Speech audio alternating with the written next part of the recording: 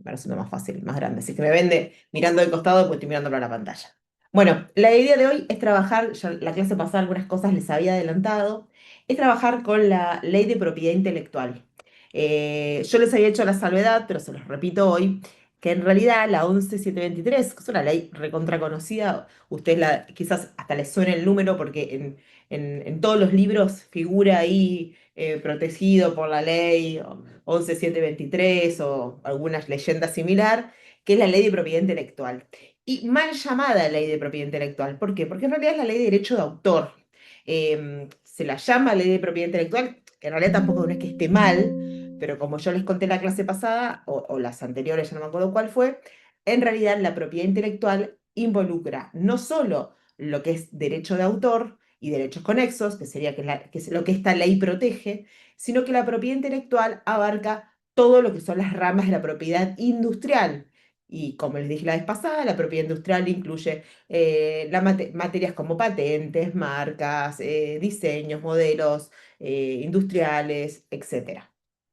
Entonces, bueno, pero la verdad es que esta ley se la llama así, quedó viejo el nombre, y en general cuando uno habla de propiedad intelectual, hablando así en forma no tan estricta, se refiere más a las cuestiones que tienen que ver con el derecho de autor que quizás con las cuestiones que tengan que ver con derechos de patentes, digamos. Pero en definitiva, les hago esta salvedad para que sepan que en realidad la propiedad intelectual involucra mucho más que solo el derecho de autor. Pero bueno, lo cierto es que la ley se llama así, no la han querido, ha tenido reformas, pero el nombre no se lo han querido cambiar. Hay países en Latinoamérica que tienen viejas legislaciones que se llaman igual, otros países más, que tienen legislaciones más modernas ya lo llaman como la ley de protección de derecho de autor y derechos conexos.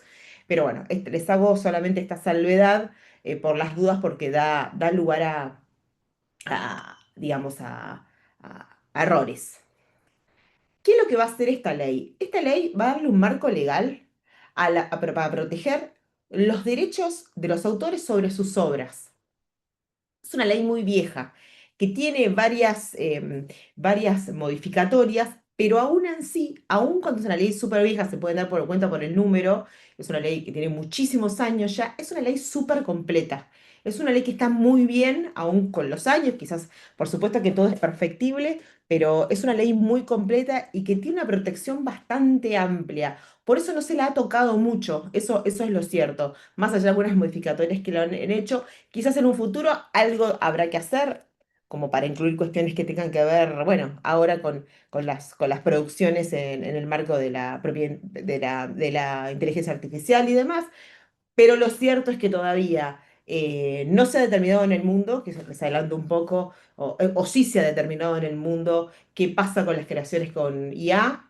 En general, la tendencia es a decir que las creaciones con IA, con intervención de IA, o las creaciones directamente hechas casi al 100% por IA, aun cuando se podría decir que hay una gran carga creativa de quien hace los prompts, lo cierto es que no es protegible por propiedad intelectual. Les adelanté esto, pero sin embargo los debates están abiertos todavía, es algo medianamente nuevo, si bien no es nuevo, como siempre el derecho viene por detrás de lo que pasa en la sociedad, digamos que son debates que se están dando allá hace unos años, todavía en general los tribunales internacionales, hay varios fallos ya en Estados Unidos y en la Unión Europea, y la tendencia es a no proteger con derechos de propiedad intelectual o derechos de autor a creaciones en las que haya habido intervención de IA.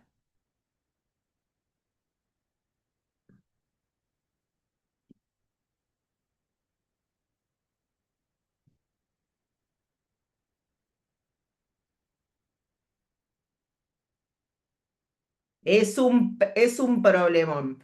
En realidad, a nadie. Ahora vamos a ver qué pasa con el derecho de autor y el uso común y con más. En realidad, a nadie por ahora. A ver, ¿legislado o no? No está legislado. El punto es que, por eso digo, como no está legislado, estos son como creaciones pretorianas y la jurisprudencia. Acá en Argentina creo que no hay o casi no hay. Sí hay mucho, hay bastante en Estados Unidos, sí hay bastante en diferentes países de la Unión Europea. Pero, uy, disculpen que se me acabo de desenchufar la pantalla y los dejé de ver. Perdón, me pasa pateé sin querer la pantalla. Ustedes siguen viendo la presentación, ¿no? Sí, sí. Ah, bueno, perdón, perdón. Pues sí, pero yo ya Sí, no veo está. nada. Ahí está. Yo fui yo que pateé de la pantalla. Bueno, aún así, hay como dos debates.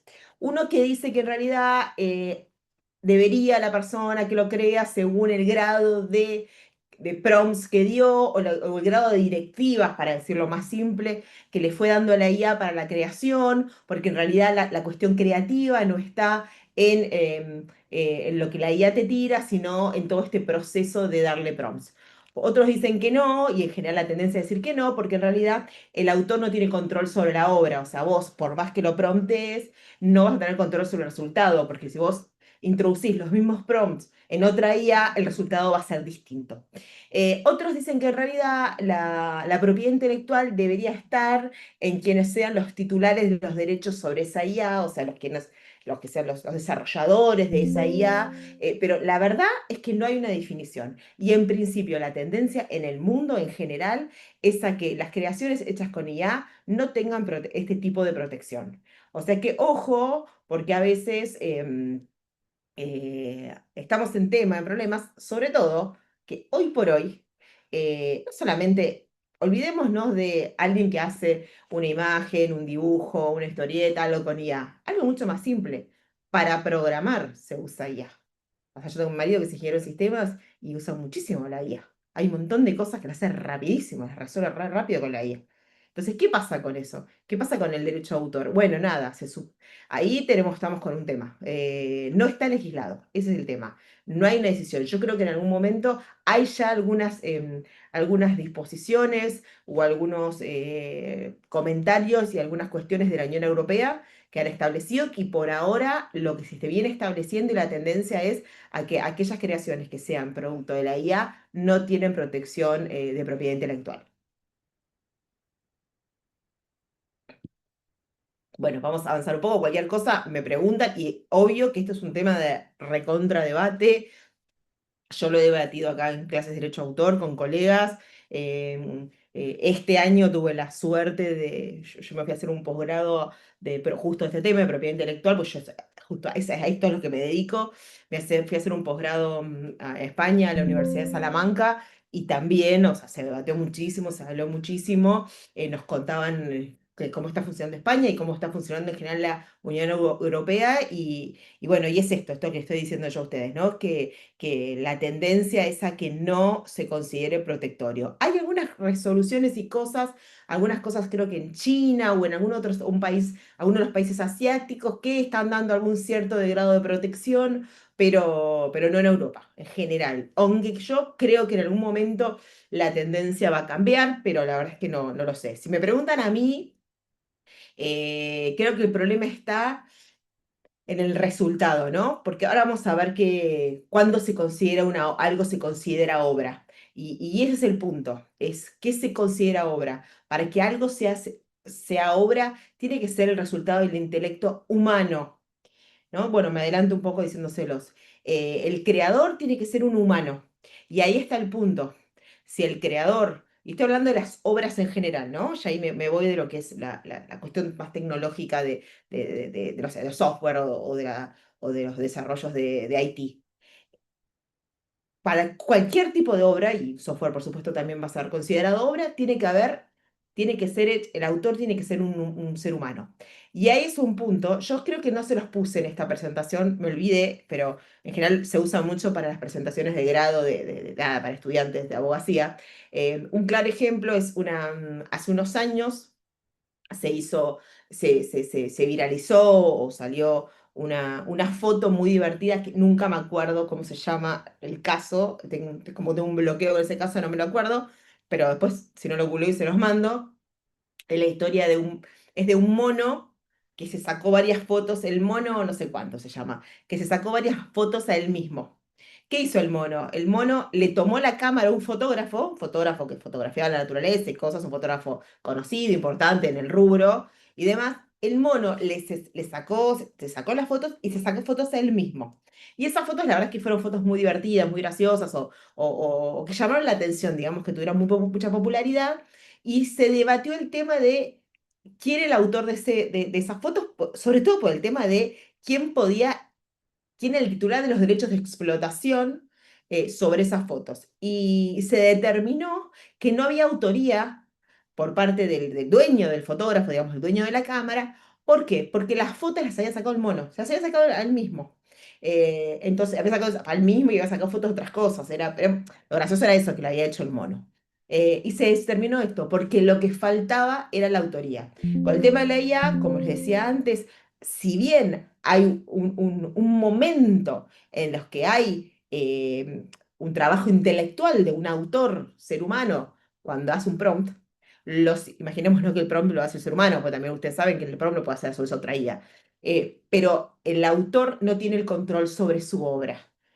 No puede tener el control sobre el resultado de su obra. Por más que él, en la IA le tire una obra y vos le digas, no, bueno, ahora modificámelo esto de tal manera, bueno, ahora quiero agregarle tal cosa.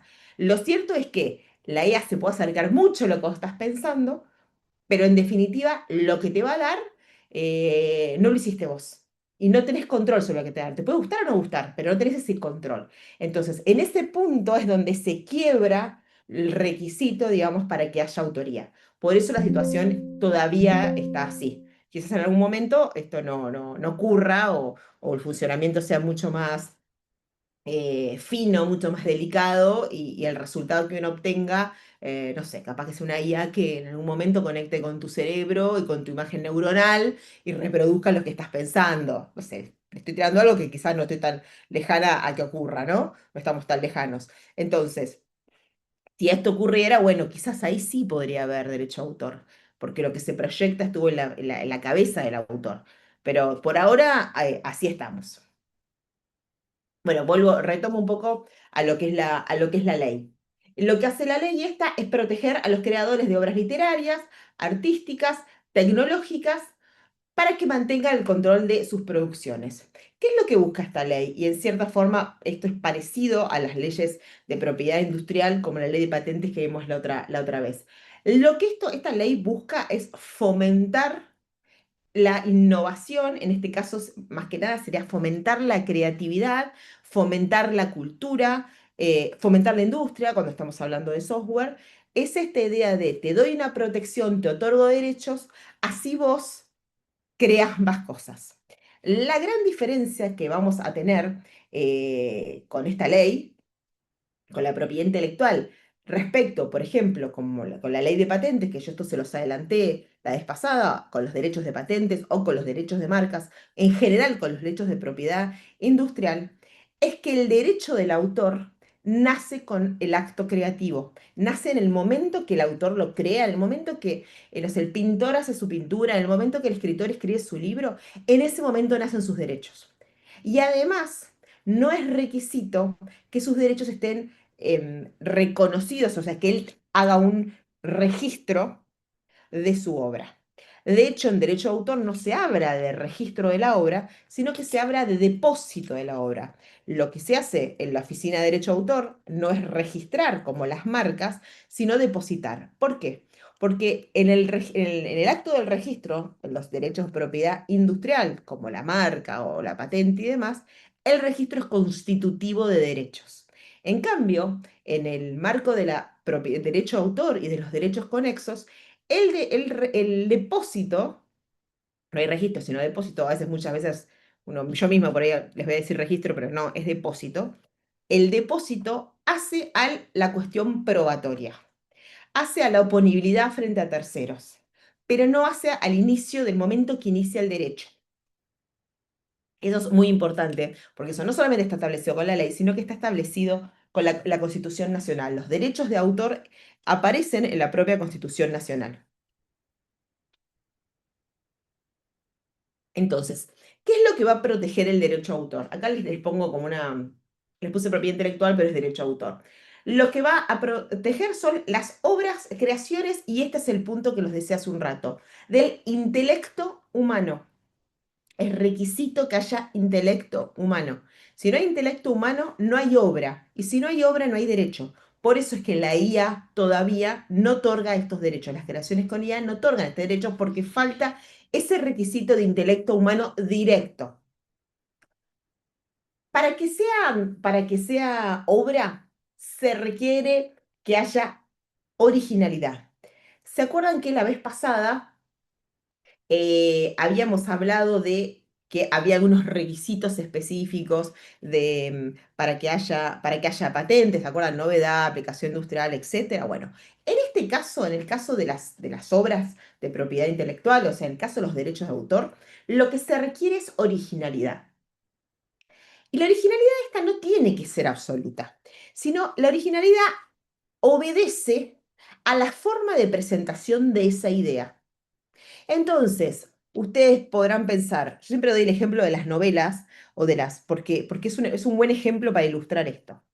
Imagínense la historia de una chica que es pobre y que va a trabajar de mucama a una casa de gente muy adinerada y se enamora del patrón y el patrón se enamora de ella, pero la familia se opone porque ella es pobre y demás. O la historia de dos personas que están enamoradas, pero sus familias se oponen porque fueron familias rivales toda la vida. Bueno, tenemos Romeo y Julieta y tenemos un millón de obras más con este argumento. Entonces, la originalidad no tiene que estar en el argumento, sino en la forma de expresar ese argumento. Shakespeare cuenta una historia de dos enamorados con familias que se oponen en Romeo y Julieta y lo cuenta de una manera. Quizás de hecho, hay un montón de obras de dos jóvenes en las que se enamoran, pero que tienen que sortear un montón de obstáculos porque sus familias se oponen, ya sea porque se odian, ya sea porque tienen diferencias sociales o por lo que sea. Entonces, la originalidad no está en la idea en sí, sino en la forma en que se presentan estas ideas. Ese es el requisito de originalidad que requiere el derecho de autor. Lo mismo para una pintura. Imagínense, ¿cuántas obras han visto de pinturas de, no sé, de flores en un jarrón?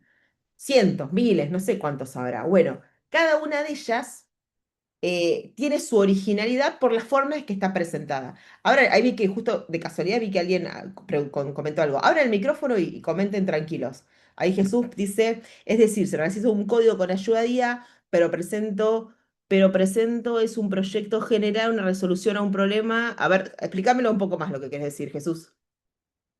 Si puedes abrir el micrófono, va. Sí, sí. O sea, si realizo la resolución de un problema mediante algoritmos que hago en un código, pero con ayuda de inteligencia artificial, ¿lo toma como original o no? La ley. Eh, bueno, eso es una de las cuestiones que más se da. Te lo va a tomar. Es difícil. Te lo va a tomar según la cantidad que hayas puesto vos y la cantidad que haya hecho la IA. ¿Esto es lo mismo o digamos que podría aplicarse Perdón, analógico? Sí, y discúlpame, María José, buenas tardes. ¿Y cómo un buenas juez tardes. puede determinar cuánto le corresponde al cerebro del analista y cuánto es Y código creado por con un IA? perito, lo va a tener que hacer con un perito. Esto es muy Claro, parecido, esto lo que va a pasar es muy parecido a lo que pasa cuando se usa código abierto. claro. Cuando vos programas con código abierto, en realidad cuando vos programas con código abierto, se supone que todo debería ser código abierto. Si usaste solamente un poquito y el resto es todo tuyo, toda creación tuya, bueno, digamos que se puede aplicar por analogía el derecho, vamos a ver lo que es el derecho de cita de otras obras y demás, o de obras de un tercero. Bueno, se puede aplicar como analogía a eso. Entonces, si en realidad la porción que hizo un tercero, ya sea tercero humano o tercero IA, es muy chica, es probable que un juez te diga que, bueno, que sí, que hay derecho de autor. En realidad, ¿cuándo se va a dar el conflicto? Cuando haya otra persona que quiera usar lo que vos programaste, básicamente. Que diga, esto es libre. ¿Por qué? Porque no hay derecho a autor. Entonces yo lo puedo usar. Lo hiciste vos, pero lo puedo usar yo también. Ahí es cuando se va a generar el conflicto. Con la cuestión de la explotación de la obra. Sí, es difícil, ¿eh? No está determinado de alguna manera la ley.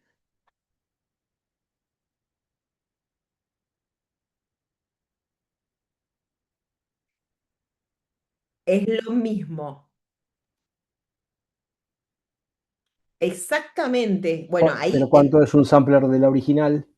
¿Cuánto es? A ver, ahí yo iría, yo juez, que no sé nada de música porque tengo un toscano en la oreja, voy por analogía o por jurisprudencia a la ley de plagio.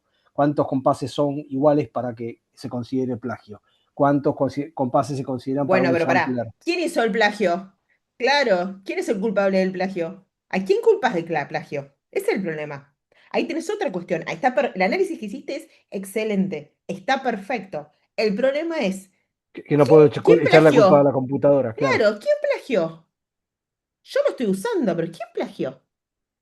Y Distinto es, el, y yo, ojo, distinto es si yo se hizo un plagio con la IA, pero yo estoy haciendo una explotación de esa obra, de ese plagio. Ahí sí te lo puedes aplicar. Y ahí y, sí seguramente se va a resolver de la forma que lo acabas de decir, y aparte, utilizando perdón, la cuestión de los compases. y aparte otra cosa, que ponele, yo hago algo con inteligencia artificial, me devuelve algo que para la ley, por el plagio, se lo afané a Beethoven, vamos a decir una pavada. Sí.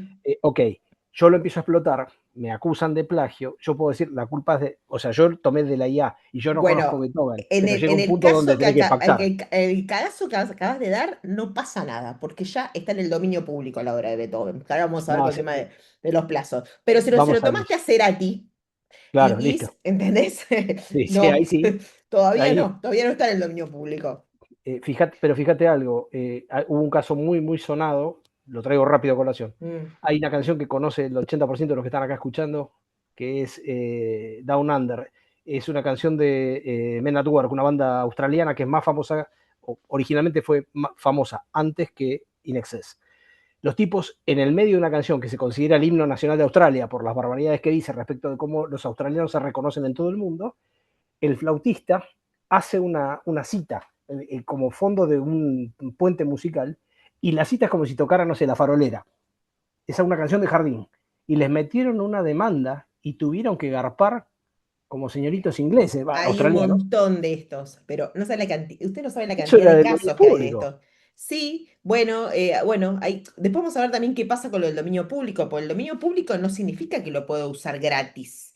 El dominio público significa que lo puedo pagar, lo puedo usar, pero el dominio público, por lo menos en nuestro país y en la mayoría de los países, se llama, igual me estoy adelantando, pero se los adelanto, se llama dominio público pagante. Quiere decir que aun cuando esté en el dominio público, se tiene que pagar por ese uso. La gran Ah, diferencia que hay es que vos no tenés que pedir autorización para usarlo, lo pero sí uso tenés que y pagar. pago. Lo uso y pago. Ok, Esa es la gran diferencia. sí. Y Esa allá es es la como gran lo, así que diferencia. podría ser, la interpretación puede ser distinta, pero ok, Esa es la diferencia. claro, Pero lo podés usar. Lo podés bien, usar. ok. Sí, hay mil cosas de esto. A ver, esto no apareció con la IA. Estas cuestiones, sobre todo en la industria musical, es de toda la vida, de años. En la industria literaria también, ¿no? Sobre todo en esas dos industrias, pero en la musical un montón. Yo también me pregunto, imagínense hoy por hoy que las películas, acá tenemos un tema importantísimo, hoy por hoy vos vas a hacer una película entera con IA. ¿Qué pasa con los derechos de autor? Bueno, lo que vamos a tener después con las películas es que hay un montón de otros derechos que podemos proteger, entonces en función de esos montón de derechos vas a tener toda la explotación de la película, porque hay todo lo que llamamos los derechos conexos y demás. Pero también la tendencia es hacer cosas con IA, una propaganda, de todo, porque es mucho más barato, es mucho más fácil, mucho más rápido. Estamos entrando en un mundo súper veloz, donde la cuestión creativa, vos en 2 minutos puedes crear muchísimas cosas. Pero por otro lado, el derecho todavía está corriendo kilómetros, kilómetros por detrás porque no termina de regular esta nueva situación que ya existe, que ya la tenemos y acá estamos, ¿no? Seguimos con leyes como esta, que es una ley espectacular, es muy buena ley, muy consonante con los tratados de derecho internacional en materia de derecho de autor. La clase que viene vamos a ver un par de algunos más relevantes, hay muchísimos, pero vamos a ver algunos de los más relevantes. Sin embargo, esta cuestión de la IA todavía no la tenemos regulada, bien regulada. Como les dije, hay resoluciones, hay varias cosas que ha sacado la Unión Europea, las comisiones de la Unión Europea, pero todavía, y alguna que otra legislación que va apareciendo, pero todavía no está regulada bien, bien como cuestión de fondo, porque es mucho más rápido cómo va evolucionando que lo que el derecho puede llegar a debatir y legislar, ¿no? Así váyanme haciendo interrupciones porque esta clase da muchísimo para esto. Bueno, acá esto es más o menos lo que les decía. Entonces, que no, esto es importante. La originalidad no cae sobre las ideas, sino sobre, como les decía antes, la forma de presentación de estas ideas. Y esto aplica para un montón de cosas. Quizás para un juego. Esto se da mucho, el tema del... Hubo muchos casos muy interesantes desde lo académico, siempre los usamos. Por ejemplo, de juegos que se reclama plagio por un juego, juegos de mesa, no estoy hablando. También pueden ser juegos de video, videojuegos, pero vamos a pensar en lo tradicional, los juegos de mesa. Esta cuestión de, bueno, hay plagio entre, quizás a ustedes son todos más jóvenes, los que son un poco más viejos recordarán el estanciero. ¿Hay plagio entre el estanciero y después el juego de la vida? ¿O el estanciero, juego de la La- vida y los cientos de juegos que aparecieron que son iguales o re y, parecidos? y perdón, y el estanciero, por época, es plagio del Monopoly, Del del primer Monopoly. Monopoly. Exactamente. De hecho, el estanciero creo que es más latinoamericano y el Monopoly, por supuesto, con el nombre todo lo dice que no creo si era americano o británico. Me parece que es americano. Es americano su Es origen americano. y la diferencia conceptual es voy comprando ciudades y negocios y en el Sí. estanciero voy comprando campos para Bueno, lograr no sé si ustedes conocen uno, pero este yo lo tengo en mi casa. el contexto Tengo uno global. que se llama El Corralito. Se podrán Ah, imaginar para qué época no, salió. qué horror. Qué horror. Y es así. Cuando es muy parecido al estanciero, también vas comprando cosas, pero de repente caes y se te quedan fijos los depósitos, no puedes avanzar porque tus depósitos fueron capturados y no puedes comprar las propiedades. O sea, sí es bastante, Me parece que bastante, se chorearon la idea, perdón. sí. Sí, Sí, pero claramente. además es bastante, es viejo, porque yo les digo que, miren, yo lo debo haber comprado este juego, mira, mi hija no había nacido, así que hace casi 20 años que lo tengo ese juego. Así que fue al toque que ocurrió lo del corralito, le digo. Pero bueno, digamos, pero la idea es la misma idea del Monopoly, estanciero y demás. Por supuesto, como la idea es la misma, pero la originalidad, la forma de presentación, por supuesto, este encima además es muy original. ¿Es protegible por derecho de autor? Sí, es protegible por derecho de autor. Avanzamos un poquito más, igual ya en unos minutos, como siempre, se nos va a cortar. Sería buenísimo que alguna vez el gobierno de la ciudad nos habilitara Zoom pagos, así esto no nos tendría que pasar, pero bueno, es lo que tenemos. Y además, y el Meet lo odio porque para presentar es re incómodo el Meet. Bueno, seguimos avanzando. Entonces, la ley va a establecer qué cosas son obra y qué cosas no son obra. Si bien la ley va a dar todo un listado, ahí les puse yo a ustedes, obras literarias, artísticas, científicas, musicales, cinematográficas, fotográficas, programas de software, coreografías, pantomímicas, obras arquitectónicas, arte aplicado, etcétera. Lo cierto es que no es taxativo este orden. Hay otras cuestiones que sí son taxativas en la ley. Esto no es taxativo, así que podemos pensar en otras formas artísticas que se pueden ir incorporando, formas mixtas y demás, que pueden ser protegidas por derecho a autor porque pueden ser concebidas dentro del concepto de obra. Como les dije, la ley es re completa. Lo cierto es que abarca muchísimos supuestos. Pero por otro lado, las sociedades van avanzando muy rápidamente y bueno, tenemos estos nuevos supuestos de, hasta les diría, obra mixta. Imagínense que a mí la IA me arroja un resultado y después yo la toqueteo y le cambio. ¿Hay obra? ¿No hay obra? Lo que decíamos hace un rato. ¿Cuánto era de la IA? ¿Cuánto puse yo mismo? ¿No? ¿Cuánto fue el resultado O quizás otra cosa, la IA me dio una estructura disparadora de ideas y yo hice el texto o yo hice el dibujo. Ahí hay obra seguro, porque la IA me dio ideas nada más. Por eso les digo, hay momentos que hay que como hilar fino, a hilar bastante fino, y esto se debate y hay casos ya en el mundo. De hecho, hubo varias obras que les hicieron a propósito, crearon obras. El nuevo Rembrandt, no sé si conocen el caso del nuevo Rembrandt, se los recomiendo para que lo googleen, lo busquen, ya es un caso viejo, ya tiene muchos años, que lo que hicieron, tipo investigación, lo hicieron como trabajo de laboratorio, fue cargarle a un sistema de IA un montón de obras de Rembrandt, y en función de eso, de mucho prompteo y demás, se hizo un nuevo Rembrandt y se intentó protegerlo. Bueno, por supuesto que no se pudo proteger, después se intentó a ver si en realidad se podía proteger el prompteo y demás, pero eso es un caso, fue uno de los, no sé si los primeros, pero más o menos los primeros, que se hizo como prueba, digamos, para ver si se podía lograr una protección, ¿no? Como fue medio de un trabajo de laboratorio lo que se hizo. Y de esos hay un montonazo. Bueno, no van a ser obra a los efectos de la ley, y la ley es como muy, a eso sí es bien taxativo. Los textos oficiales no van a ser obra. Por más creativo, por más y demás, no van a ser obra. Los textos de los ministerios, de un presidente, en general los textos oficiales no van a ser obra. Por más que sean súper originales, por más que tengan un montón de elementos, no van a ser considerados obra porque así lo eligió la ley. Los fallos judiciales no van a ser obra. Las resoluciones administrativas no son obra. Las noticias del día, y esto es un punto importante, no van a ser obra. La noticia en sí no va a ser obra. La forma que una noticia periodística, puede ser un semanario o lo que sea, está redactada, si tiene una fotografía y demás, va a haber varios elementos en que puede ser protegido como obra. Pero la noticia en sí, no sé, 5 chicos fueron atropellados por un camión, horrible lo que acabo de decir, pero bueno, ponele, eso no va a ser obra. No quiere decir que el primero que tomó la noticia no va a ser. La forma en que un periodista me cuenta que el camión y pasó y vino y se hizo un reportaje, y la gente que vio tal cosa, bueno, quizás podría llegar a ser protegido como obra. Quizás. En general, la noticia esa rápida que publican todos los días, no se va a considerar obra. Por eso les digo, acá también a veces hay grises porque, por la forma en que están redactados, ¿no? Y otra cuestión que a veces se confunde como derecho a autor es el derecho a la imagen propia. El derecho a la imagen no es protegido por el derecho a autor.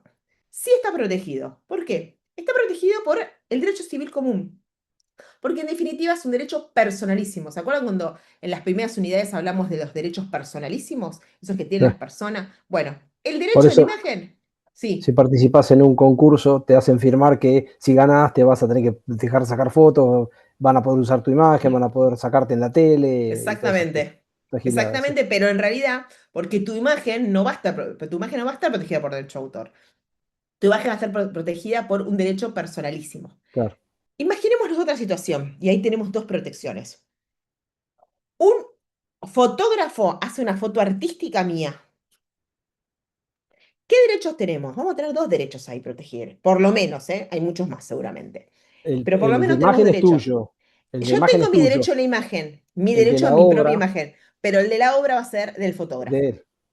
Cartier-Bresson fotografiando a un Claro. tipo en la calle, supongamos que alguien le viniera y le dijera, yo soy el tipo que fotografiaste y, no me, te voy a meter un juicio, no, no se puede. Bueno, no, pero depende. Y ahí digo depende porque de repente sí, la forma en que me fotografió fue sin mi autorización y me perjudicó, sí. Les voy a dar un ejemplo. Hay un caso muy interesante, no sé si lo escucharon, de Google Maps, de Google Earth, el que ve el camioncito de Google que va sacando las fotos de Sí, Street View. Bueno, sí. hay un caso muy interesante de una persona que cuando sacaron la foto de Street View con el autito de Google, le sacan la foto de una ventana y aparece el tipo desnudo que se estaba cambiando en su casa y aparece durante un tiempo, estuvo publicado en el Street View, que obviamente Google, no sé cómo hizo, pero no lo detectó y la persona parecía desnuda. Bueno, le Ujú. ganó un tremendo juicio a Google, Dime agujero, porque decís. se afectó tremendo, porque se afectó un derecho personalísimo, además el derecho a la dignidad, se afectaron un montón de derechos, digamos en eso. Pero vos decías, bueno, si hubiera sido una foto y si nos quedamos con la foto, bueno, había un derecho sobre la imagen que tenía, sobre la foto en sí que tenía Google. Pero por otro lado, afectó terriblemente un derecho a la imagen porque esa persona pobre fue además recontrahumillada, se le mataron de risa, el tipo salió por todos lados, se reían en las redes, bueno, digamos que la pasó mal en serio porque había aparecido en Street View. Y además tuvo bastante tiempo, creo que incluso tardaron mucho en bajarlo. No me acuerdo bien cómo había sido el caso, las particularidades, pero sí me acuerdo que se trataba de eso. Vamos a avanzar un poco ya antes que nos corte. Entonces, digamos que los derechos de autor tienen como dos, digamos, dos vertientes, o como para decirle como dos partes. Una parte es lo que se llama los derechos morales y otra parte es lo que se llama los derechos patrimoniales. En nuestro sistema jurídico, Les adelanto esto y ahora cuando se corten, después les cuento cómo es en otros sistemas jurídicos. En general, los sistemas jurídicos continentales, los que se rigen con derechos como el nuestro, está muy claro esta cuestión de los derechos morales y de los derechos patrimoniales. El derecho moral del autor no se puede ceder, no se puede renunciar, no se puede vender, no se puede comprar. Va a permanecer durante toda la vida del autor y de sus herederos por el tiempo que duren la obra y demás. Este derecho va a ser para siempre. El que sí se va a poder ceder es el derecho patrimonial. En nuestro sistema tenemos estas dos cuestiones, estos dos puntos, como estos dos subderechos, digamos, no porque sean menores, sino como que tiene el derecho de autor. Por un lado los derechos morales y por otro lado los derechos patrimoniales. ¿Qué podemos hacer con uno y qué podemos hacer con el otro? Vamos a ver un poco, tenemos acá, los derechos morales. Entonces, los derechos morales son estos que el autor no va a poder ceder, digamos, no los va a ceder, no los va a vender y demás, y que van a estar siempre en su cabeza, digamos. Es el derecho de paternidad. El derecho de paternidad sobre la obra lo que va a hacer es proteger la obra como que es de ese autor. O sea, es ese derecho de que el autor sea ligado a la obra por siempre y sea ligado a la obra y que su identidad sea relacionada con la obra. Por otro lado, tenemos el derecho a la integridad.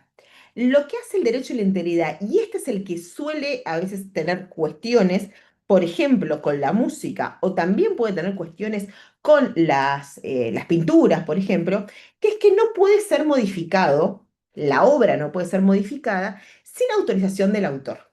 Y a veces trae cuestiones. ¿Por qué? Imagínense que alguien es autor, creador de una obra musical y vos se la das a la discográfica y la discográfica después no sé, de 40 años se da cuenta de que, bueno, que hay algo que no le gusta, que te quiere cortar un pedazo, que te quiere sacar un par de estrofas y demás.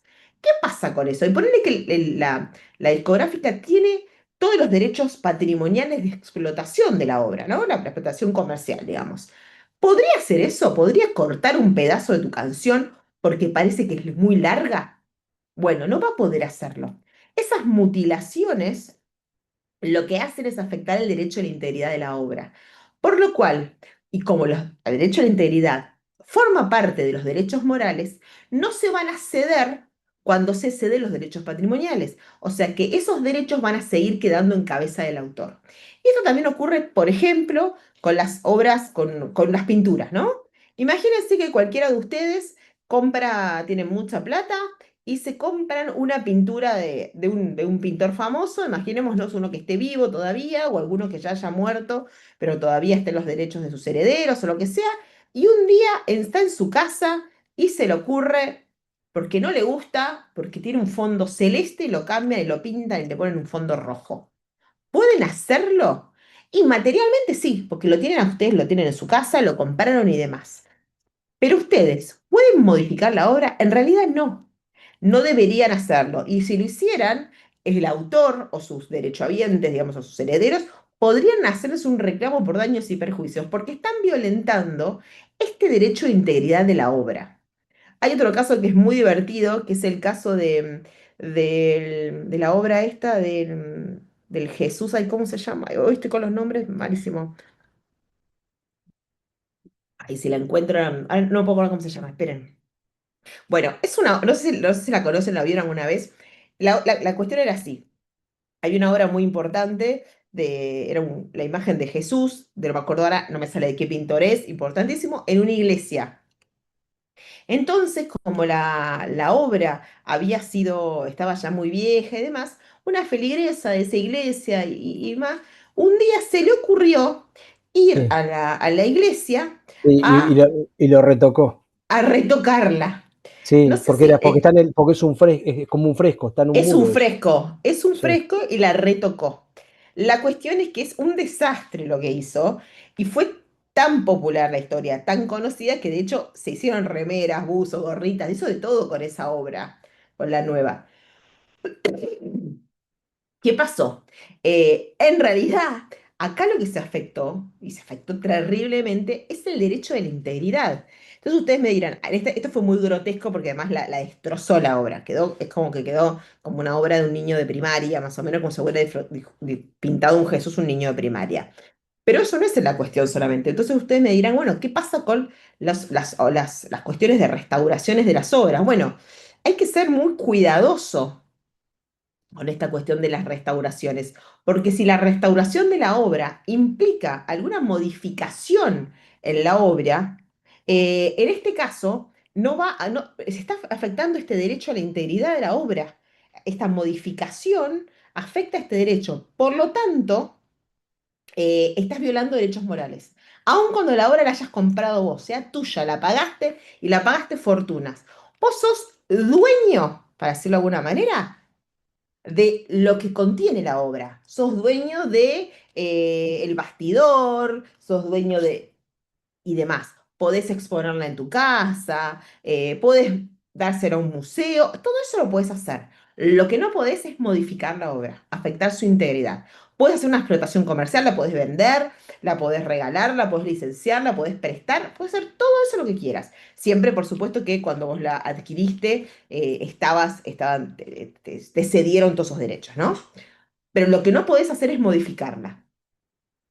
Otra cuestión que está y que es importante dentro de los derechos morales es el derecho a la divulgación. El derecho a la divulgación determina que el autor puede divulgar o no divulgar su obra e incluso puede retractarse, quiere decir sacar su obra del comercio, sacar su obra del estado público. Y acá aparece otra cuestión. Este derecho a la divulgación muchas veces se ve, a mi parecer, por supuesto que hay un montón de justificaciones teóricas y jurídicas y demás, pero para mí se ve afectado cuando el autor muere. Esto pasa con las obras inéditas de cuando un autor muere. Sin ir más lejos, hace no muchos meses, no sé si alguno leyó la obra póstuma de García Márquez, se llama algo así como Te veré en agosto o Nos veremos en agosto, no sé si alguien la conoce. No. Eh, bueno, es una obra póstuma de García Márquez. Y lo que había hecho García Márquez, de hecho, no es la última obra, no es que García Márquez se murió escribiéndola, entonces no terminó escribirla y su intención era publicarla y le dejó dicho a sus herederos, por favor, publíquenla o la pueden publicar. Si la hubiera hecho eso, estaba todo ok.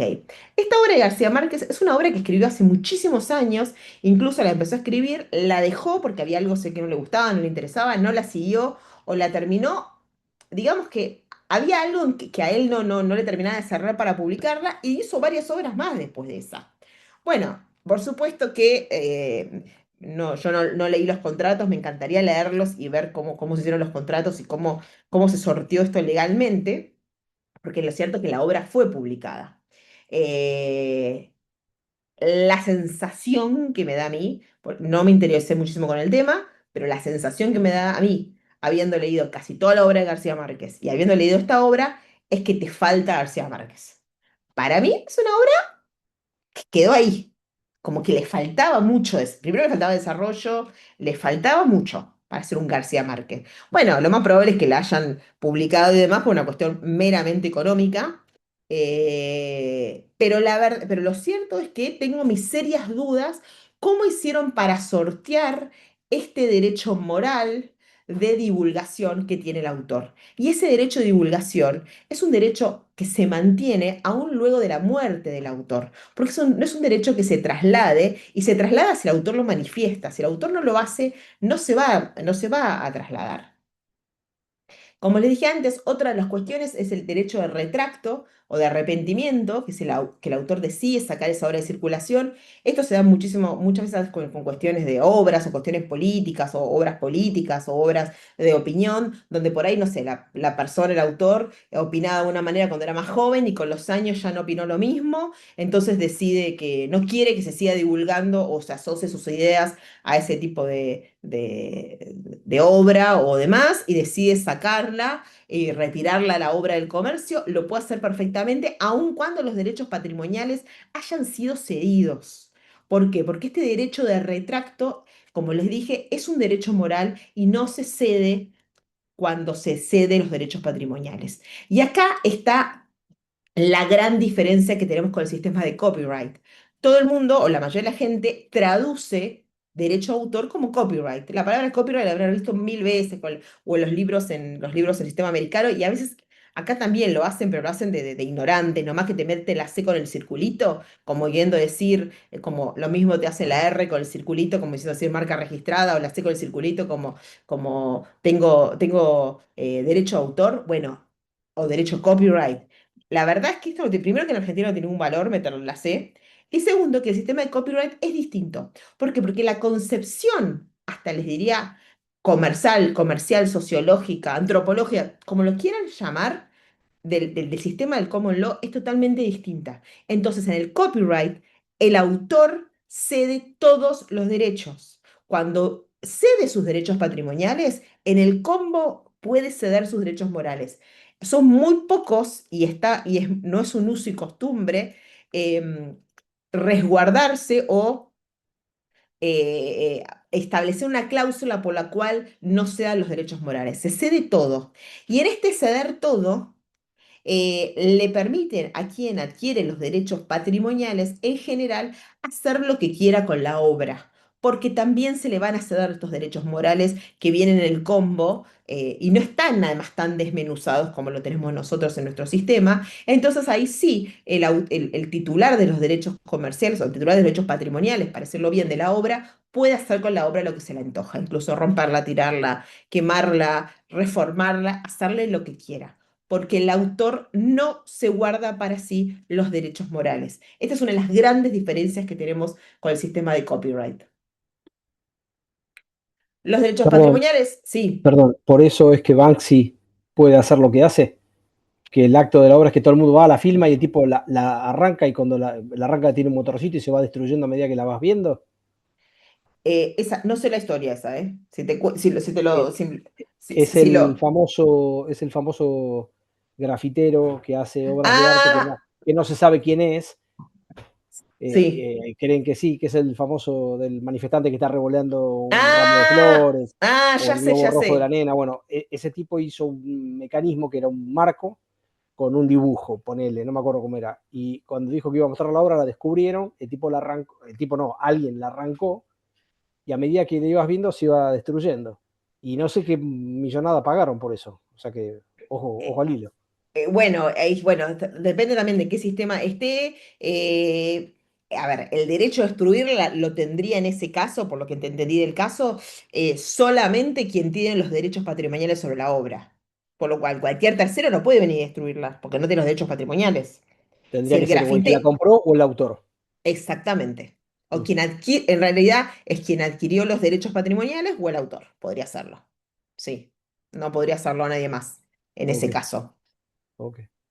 Entonces, bueno, ¿qué incluyen los derechos patrimoniales? Esto es bastante intuitivo, el derecho a explotar económicamente la obra, el derecho de reproducción, el derecho de comunicación pública y el derecho de transformación en el caso de las traducciones, por ejemplo. El derecho de transformación no es el derecho lo que estábamos diciendo antes, en el sentido que estamos diciendo antes de reformar la obra, de cambiar la obra, sino en el sentido de, por ejemplo, una traducción. Podría hacerse si es un derecho de transformación, si es un derecho de transformación y es posible. Estos derechos pueden ser transferidos enteros directamente, que quiere decir que el autor se desprenda de sus derechos patrimoniales, o eso lo que es muy común en las obras es licenciarlos. Licencio por un canon específico, por una tarifa fija, por un tiempo o no, como sea, por una parte, tengo derecho, y después ahí aparecen un montón de otras cuestiones y derechos conexos y demás a las obras, y lo que se firma con las discográficas, y lo que se firma, los derechos que se ceden y se guardan con las editoriales y demás. Pero en principio, todo lo que tenga que ver con una cuestión económica va a entrar dentro de los patrimoniales y se puede hacer, mientras que no sea ilícito, se puede hacer lo que sea, lo que quieran. Vamos a ver algunas excepciones al derecho de autor que a veces son, digamos, las que traen algunas cuestiones. Para aplicar estas excepciones o limitaciones también al derecho de autor, necesitamos, primero son taxativas, o sea, se llaman números clausus, son bien cerradas. Muchas veces esto se confunde un poco porque en otros sistemas hay muchas más excepciones que las que tenemos en nuestro sistema. En nuestro es bastante limitada las excepciones. Y además tienen que tienen que cumplirse algo que llama la regla de los tres pasos, tres requisitos, digamos. Tres requisitos que además son acumulativos. Tienen que hacer los tres para que esta obra pueda entrar en excepciones. Primero, que tienen que ser casos muy especiales. Segundo, que no tienen que atentar contra la normal explotación de la obra. Y además no pueden causar un perjuicio injustificado al autor. Y vamos a ver algunos ejemplos, excepciones a limitaciones de derecho a autor. Una es el ejemplo, la típica es la de la copia privada. Y la copia privada para uso personal. Y ojo con esto, porque no quiere decir que, por ejemplo, no sé, yo tengo un libro acá, no sé, tengo este libro acá, justo mira, es un libro de secundario que yo uso para mis alumnos de secundario, yo le saco copias, lo fotocopio entero y se lo doy a mi hija, por ejemplo. Esa copia se considera copia privada, aunque mi hija no lo va a explotar, no lo va a vender. No, no le podría hacer. Distinto es si yo fotocopio, o sea, tres carillas, porque en realidad no quiero subrayar para estudiar en el libro original, sino que en esa copia. Esa copia está permitida, entra dentro de este concepto de copia privada. Después están las cuestiones que son a los fines educativos, para establecimientos educativos, de enseñanza y demás. ¿Esto significa que uno puede fotocopiar un libro entero? No, tampoco. Significa que puede fotocopiar una partecita de ese libro. Y esto es lo que habilita que, por ejemplo, en la universidad los profesores puedan dejar apuntes con un capítulo de un libro, o medio capítulo de un libro, o una parte. ¿Pueden dejarnos el libro entero en fotocopiadora? No, porque ahí estamos afectando el derecho de autor y excede totalmente los fines educativos y la copia privada. Y el otro caso que hemos usado todos, absolutamente todos, alguna vez los que hemos estudiado, es el derecho a cita. El derecho de cita es ese derecho, por supuesto, de citar lo que otro dice, la cita textual de lo que otro dice, y también tiene que cumplir con la finalidad de cita, tener una extensión determinada, pero lo más importante es que además debe incluir los datos de la cita. O sea, si yo cumplí el requisito de la finalidad, no sé, por ejemplo, educativa o científica, la extensión fue cortita, pero no cumplí el requisito de citar de quién proviene, se interpreta, se tiene como que yo me atribuí autoría sobre eso, por lo cual estoy violando el derecho de autor. Esto pasa, nada, los alumnos lo hacen todo el tiempo, es muy común, muchas veces por ignorancia, otras veces para, nada, por querer decir algo que no dijo otro.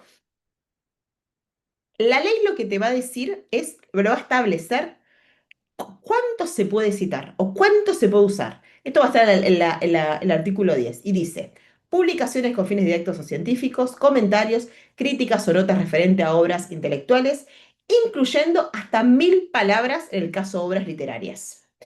Y no se contemplan estas excepciones al derecho de autor para el uso de parodias. Muchas veces este uso es recontra común, por supuesto en teatro, en humor y demás. En nuestro sistema jurídico, la parodia no está permitida, la parodia de obras quiero decir. ¿Por qué? Porque está atentando contra el derecho de autor.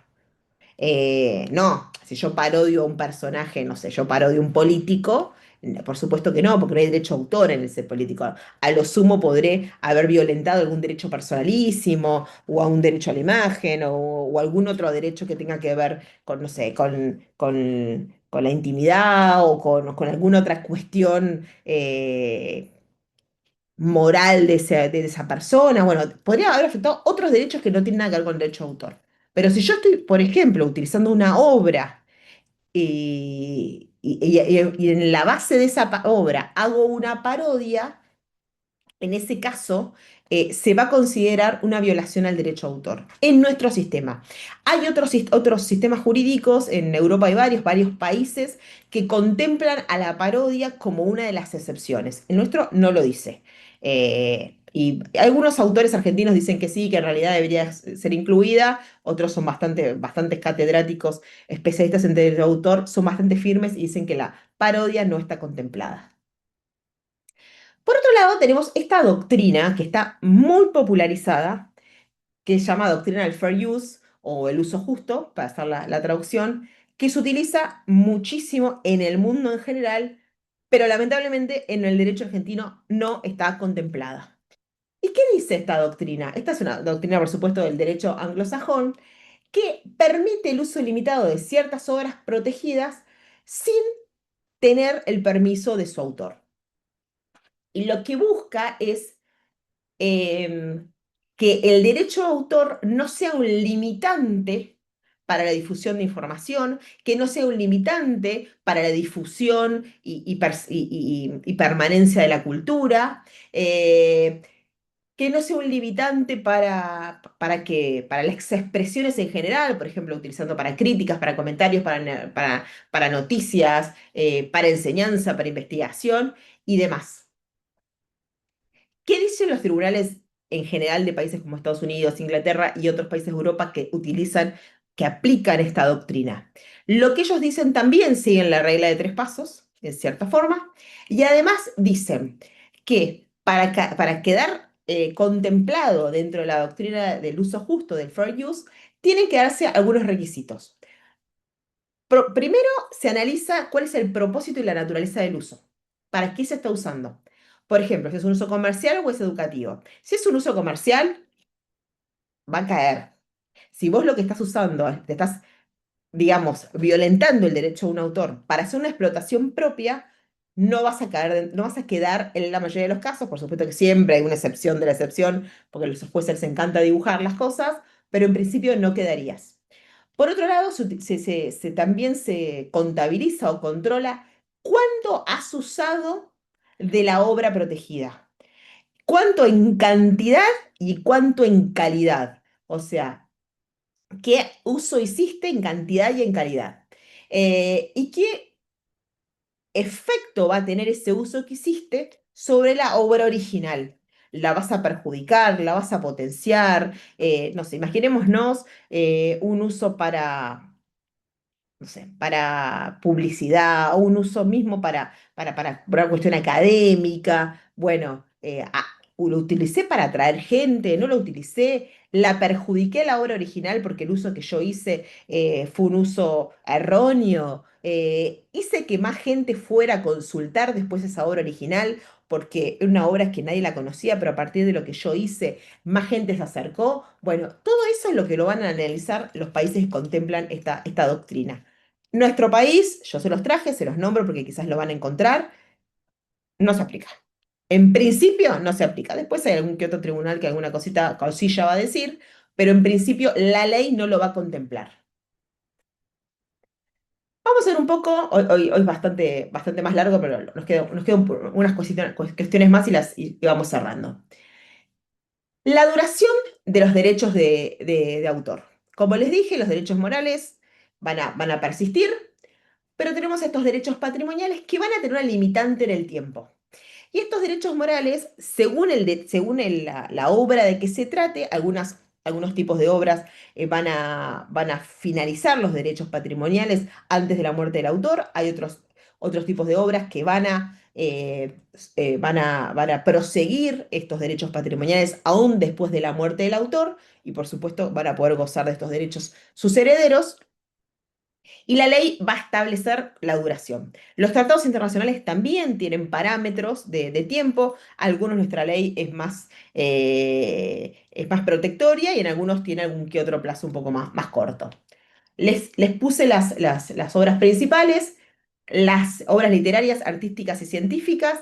La duración va a ser durante toda la vida del autor y 70 y hasta 70 años después de la muerte del autor.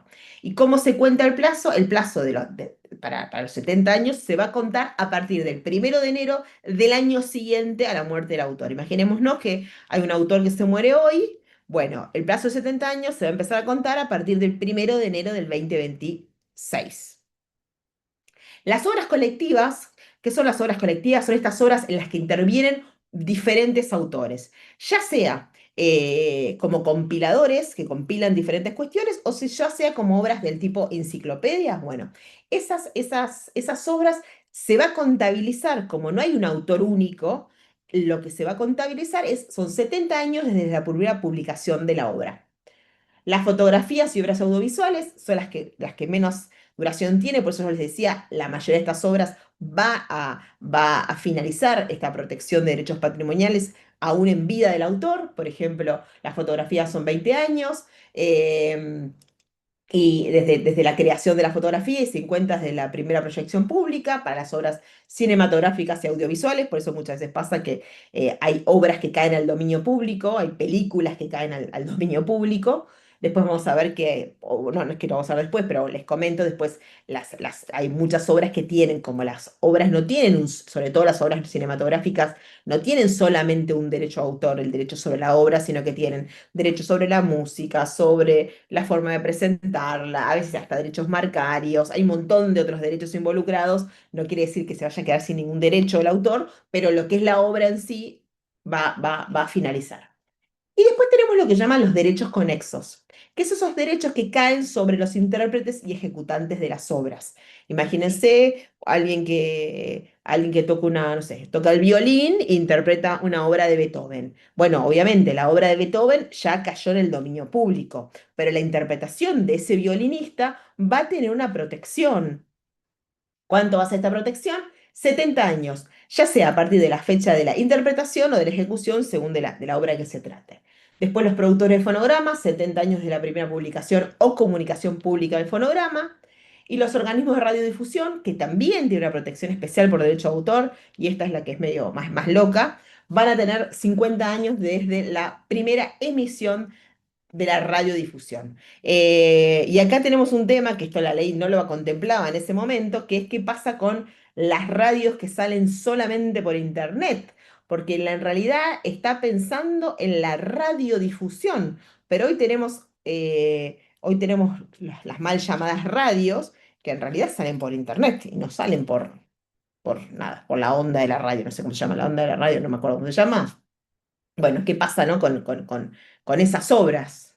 Ahí tenemos, por eso les digo, hay varias cuestiones que la ley no ha contemplado, porque no existían en el momento que se hizo la ley, básicamente, y tampoco en las posteriores reformas se ha agregado, ¿no? ¿Qué pasa con el Internet y demás? Sí, los tratados internacionales, sí hay normativa de otros países bastante más modernos que contemplan todas las cuestiones de las publicaciones por Internet.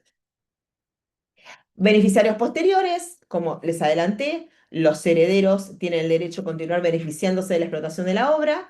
Esto lo que va a garantizar es que la obra no solamente la tenga el autor, sino que pueda seguir esta protección posterior a la muerte del autor. Lo que busca también es eh, motivar a que los autores sigan creando, aún hasta el último momento de su vida, porque digamos que es un derecho heredable. ¿Qué es lo que se hereda? Como les dije, solamente vamos a heredar los derechos patrimoniales. Los morales van a estar en cabeza del autor, no van a estar en cabeza de los hijos del autor. Si el autor sí deja, no sé, un legado a sus hijos estableciendo que, o se los dice oralmente, porque la ley no lo establece, que pueden hacer X cosa con su obra, bueno, en todo caso podrán hacerlo. Pues te digo, no sé bien cómo se hizo lo de García Márquez, ahí me quedó la duda y tampoco lo investigué mucho, pero mientras leía la obra pensaba, ¿no? ¿Cómo habrán cerrado esta cuestión habrá dejado García Márquez escrito en algún lado que mis obras póstumas las pueden publicar o no? Bueno, Eh, no sé. no sé, pero se me ocurría otro caso que es más fácil de resolver. Las grabaciones, las demos que quedaron de los Beatles muertos, que fueron tomadas por el grupo, como en definitiva No, porque es copyright, presun- olvídate, es ah, copyright. Ay, se ah. cedió todo, por Sí, eso lo porque pudieron aparte hacer. ahí firmó Yoko Ono, firmaron Sí, todas. sí, firmaron todo, se cedió todo, porque como es el sistema de copyright, hay cesión de los derechos morales. Olvídate, ahí tenés un ejemplo perfecto de cómo en copyright esto está zanjado, está totalmente Y, zanjado. y voy para atrás, que no había ley. La famosa historia, no sé si es real del todo, que Mozart a los 33 años compone en su lecho de muerte su Requiem y no lo termina, Sí, y lo no, termina Salieri. sí, no, Eh, no sé si lo termina Salieri, ¿eh? Dicen que eh, no. Dicen que es Dicen mentira. que él lo recopila y corrige, pero nada. Sí, dicen que es mentira porque en realidad lo que se quiso hacer es crear una especie de como de confrontación entre Salieri Entre y ellos dos. Mozart, que de hecho lo que Cuando retoma la película, que es re mentirosa, la película, no sé si la vieron, es una película bastante vieja, se llama Amadeus, que cuenta Amadeus. esta supuesta confrontación que dicen que no fue real ni fue ni mucho menos. Claro. Sí, las primeros, yo no les traje toda la parte histórica del derecho a autor, el derecho a autor es de los más viejos, la primera, primero que establece derecho a autor es el Estatuto de la Reina Victoria, ya por no sé cuánto, ya no me acuerdo, 1800 y pico. 1600, no antes, 1600 y pico, ¿eh? No, no, No me acuerdo qué reina, una de las reinas inglesas, no, claro. el derecho a autor es, sobre todo en Inglaterra, que es donde prácticamente se inicia, es muy viejo. En realidad, ¿cómo se inició el derecho a autor? El derecho a autor se inició primero como un derecho lo que eran las editoriales, digamos, con la invención de la imprenta empezó a desarrollarse el derecho de quienes imprimían las obras. Y a partir de ahí tiene como una gran evolución que es bastante larga, que no viene al caso que se los traiga. Si alguno quiere, le puedo pasar material porque es muy lindo y muy interesante cómo evoluciona el derecho a autor. Pero aparece ahí, aparece con la invención de la imprenta, básicamente, y cómo era la cuestión de la explotación de las obras y demás. Así que es, es, es un derecho que inicia allá por inicios de la modernidad, digamos. Pero bueno, no, sí. Ay, me parece que se está. No, yo toqué algo. Le saqué la pantalla. Igual ya se nos va a cortar de vuelta y volvemos. Hoy se nos hizo un poquito más largo, pero después volvemos. Vamos al último punto. No sé si vamos a llegar a terminarlo ahora y si no nos vamos a conectar. Que es la protección del software, que es lo que menos, más o menos, como que se los saltea un poco, que es lo quizás algo que les puede a ustedes interesar. El software, como yo les había adelantado en clases anteriores, va a ser incorporado en la ley luego de la creación de la ley, por supuesto, bastantes años después. Hay una decisión mundial en general en considerar al software como si fuera una obra literaria y es por eso que se lo va a incorporar en esta ley y no, por ejemplo, a la ley de patentes u otro tipo de protección. Los tratados internacionales en materia de propiedad intelectual van a decir lo mismo, van a considerarlo el software como derecho de autor y lo que va a garantizarle a sus autores el derecho a uso, el derecho a distribución y demás, los mismos derechos que tiene el resto de las obras, con las particularidades que tiene el software en particular, ¿no? Ahí les puse, bueno, se incorpora en el año 98, fíjense que se incorpora tarde, porque la verdad es que hay muchísimo tiempo antes hay software. Por eso les digo, el derecho siempre viene como corriendo no sé cuánto atrás de los hechos sociales, ¿no? ¿Qué es lo que va a proteger del software el derecho de autor? Va a proteger, por un lado, el código fuente y por otro lado, el código objeto. Y además va a proteger a toda la documentación técnica que tenga el software y lo que va a buscar es asegurar el uso y la distribución de este software. Nuevamente, la verdad es que si hoy se reformara la ley, habría que agregar un montón de cosas, porque esto está pensado, además, lo está pensado en la época que el software estaba en un soporte físico, ¿no? Como yo les había dicho en una clase, creo que se los había mencionado, cuando ustedes tienen cuando tenía, ¿no? Ya ahora, esto es re viejo lo que estoy diciendo, cuando vos tenías un disquete o tenías un CD, o si tenés un pendrive, digamos, pero vamos a pensar el disquete o el CD que tenía solamente eso. em, ¿Qué tenías vos? ¿Qué tenés cuando ibas y lo comprabas? No sé, cuando comprabas una compu nueva que te venía con el CD de Windows. ¿Vos eras dueño de Windows? No. Vos tenías el derecho a una licencia. Vos tenías una licencia de Windows. Lo que sí eras dueño era del CD, del soporte físico. Y la ley cuando se hizo muy pensada en esa época de soporte físico. Y la idea de distribución de esa época que se pensó es en esa distribución de soporte físico. Hoy lo tenemos que adaptar a las formas de soporte que existen en la actualidad y en las que existirán en el futuro. Las excepciones y limitaciones. La ley permite las copias del software para uso personal sin fines comerciales. también reproducirlos en fragmentos con fines educativos. Fíjense que esto es re parecido a lo que hace con las obras en general, las obras literarias, obras científicas. Hace el mismo razonamiento la ley, ¿no? El jurista hace, el legislador, como se dice comúnmente, hace el mismo razonamiento y aplica la misma lógica que le aplicaría a un libro. O que le aplicaría, sí, a un libro, porque lo que se piensa es que se piensa en un libro porque se piensa en la escritura, ¿no? En el escribir, en esto de escribir un código o escribir un libro. Eh, y lo que busca nuevamente es la promoción, el acceso al conocimiento. Nuevamente, no está pensando en qué pasa si quien interviene este software o el que toma parte de fragmentos o reproduce este software es una IA. ¿Qué pasa con eso? No, ni lo pensó el legislador. Habría que verlo, ¿no? Porque siempre estamos hablando, hace un rato hablábamos de qué pasa si yo uso código eh, que me crea la IA para desarrollar yo, ¿no? Para desarrollar código, parte del código lo hace la IA. Pero acá tenemos una cuestión anterior, es ¿qué pasa con todo ese código que tomó la IA para aprender, ¿no? Ese machine learning, ¿qué pasa con todo eso? Hizo uso de mi código, del código que antiguamente lo desarrolló alguien o algunas personas y que está sujeto a derechos de autor. Ahí es otra cuestión que también se ha suscitado en debates jurídicos, por supuesto, porque es imposible controlarlo ya. ¿Qué pasa con el uso que hace la IA para aprender de algo que estaba antes, ¿no? Y no solamente de código, el uso que hace la IA para aprender de todo lo que está disponible, de todas las obras que están disponibles, que están sujetas a derecho de autor. La IA está aprendiendo de eso, está haciendo un uso indiscriminado, ilimitado y incontrolable de eso porque tiene acceso. Siempre que haya un acceso que pueda tenerlo, lo va a usar. Bueno, también, ¿está violando el derecho de autor? Bueno, la IA lo viola. ¿Contra quién voy? ¿A quién le reclamo? ¿Le reclamo a la empresa que desarrolla IA? ¿A quién le reclamo? Bueno, todas estas cuestiones no están zanjadas, ¿no? Son todas cuestiones que todavía se siguen debatiendo en los ámbitos jurídicos. Algunas infracciones comunes o sanciones al uso o violaciones de derecho de autor sobre estas obras.